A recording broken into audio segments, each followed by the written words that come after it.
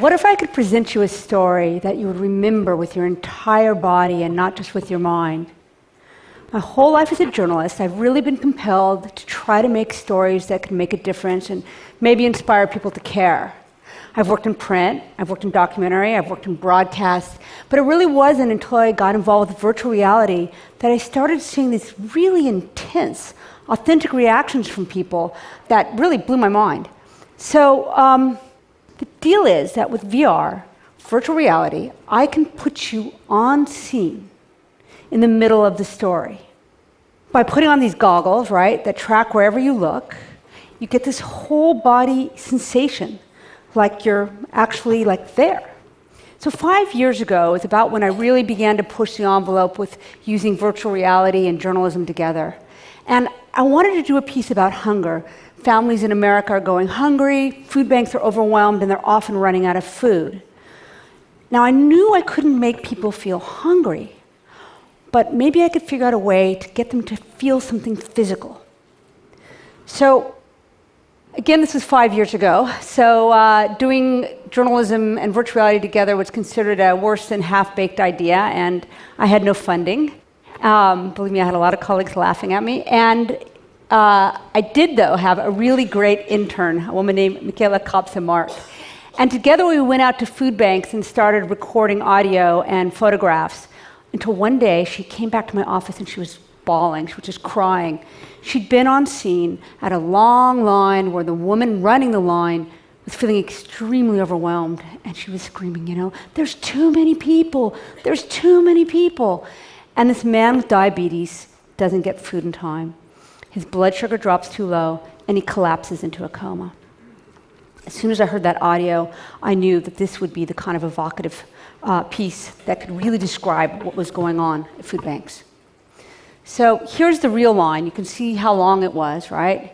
And again, as I said, we didn't have very much funding, so I had to reproduce it with virtual humans that were donated, and people beg and borrow favors to help me create the models and make things as accurate as we could.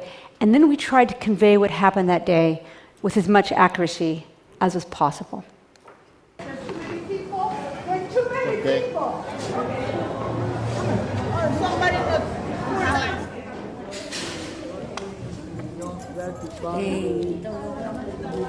Okay, he's having a seizure. Okay.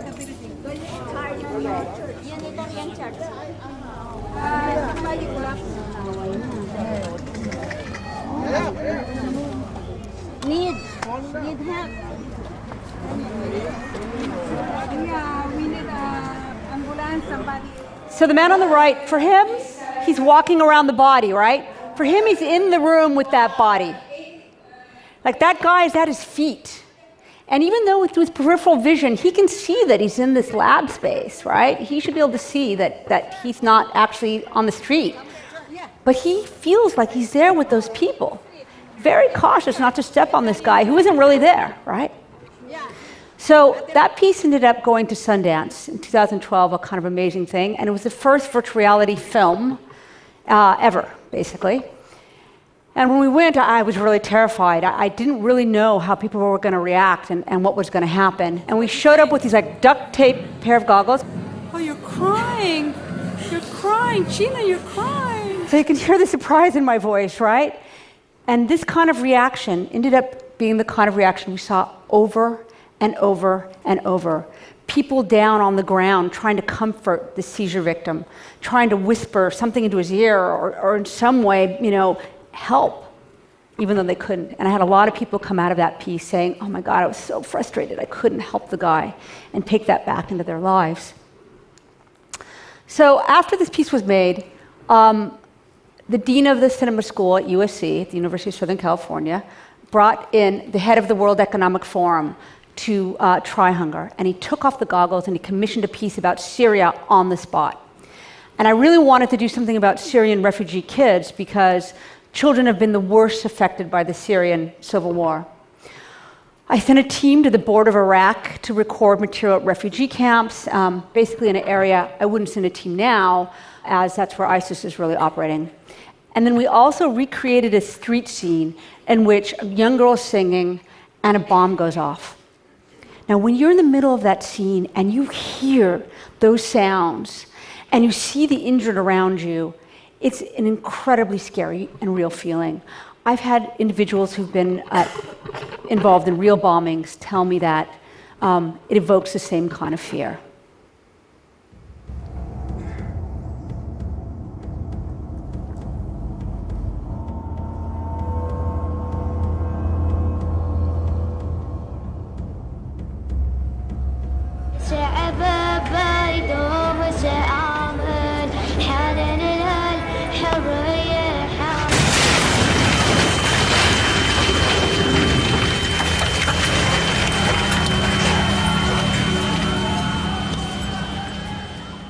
We were then invited to take the piece to the Victoria and Albert Museum in London. And it wasn't advertised, and we were put in this tapestry room.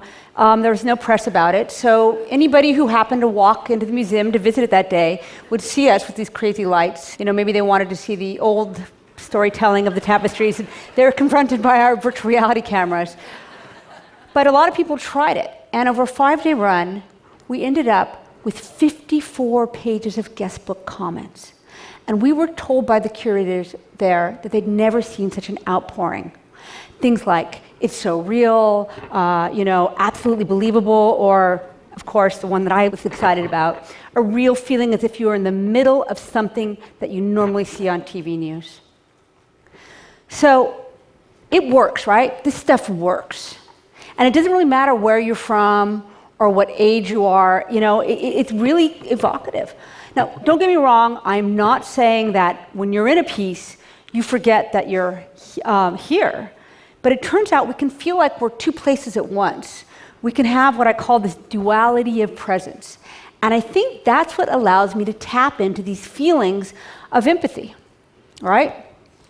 So, that means, of course, that I have to be very cautious about creating these pieces. I have to really follow best journalistic practices and make sure that these powerful stories are built with integrity. If we don't capture the material ourselves, we have to be extremely exacting about figuring out the provenance and where did this stuff come from and is it authentic.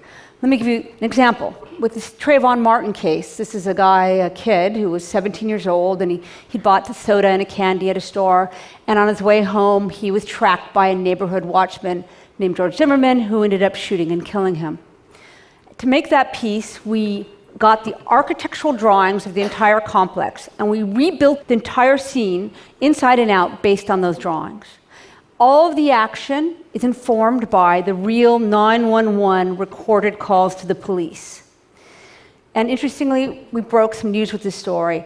The forensic house that did the audio reconstruction, Primo Productions, they say that they would testify that George Zimmerman, when he got out of the car, he cocked his gun before he went to give chase to Martin.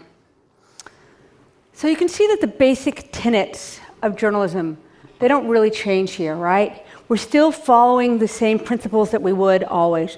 What is different is the sense of being on scene, whether you're watching a guy collapse from hunger or feeling like you're in the middle of a bomb scene. And, this is a kind of what has driven me forward with these pieces and thinking about how to make them. I mean, we're trying to make this, obviously, beyond the headset, more available, and we're creating mobile pieces like the Trayvon Martin piece. And these things have had impact. I've had Americans tell me that they've donated direct deduction from their bank account money to go to Syrian children refugees. And Hunger in LA, well, it's helped start a new form of doing journalism that I think is going to join all the other normal platforms in the future. Thank you.